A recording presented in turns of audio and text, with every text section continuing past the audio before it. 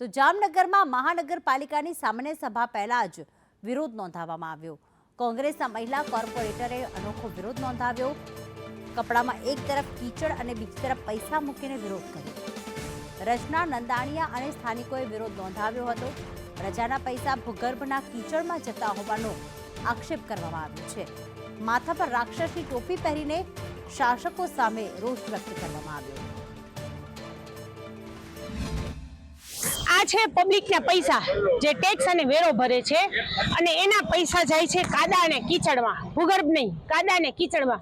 ભૂગર્ભમાં કોઈ પણ જાતની સફાઈ થતી નથી। સફાઈના નામે લૂંટ મચાવી છે। ફોન કરીએ તો 2 દિને 3 દિવસે આવે છે અને 2-3 દિવસે આવી અને ખાલી સળીઓ મારીને વયા જાય છે। પાછું ફરીથી એની જગ્યાએ પાણી ભરાઈ જાય છે। ફરી પાછા ફોન કરીએ તો ત્યાંના સ્થાનિક લોકોને એમ કહે છે કે 200 રૂપિયા થશે ને 250 રૂપિયા થશે। એટલે આ પબ્લિક પાસે પૈસા લેવી છે। એટલે આયા બેસેલા અધિકારીઓ અને પદાધિકારીઓ આ માથામાં કોને સિંગડા હોય તો કે રાક્ષસોને હોય, રાક્ષસોને અને જાનવરોને હોય।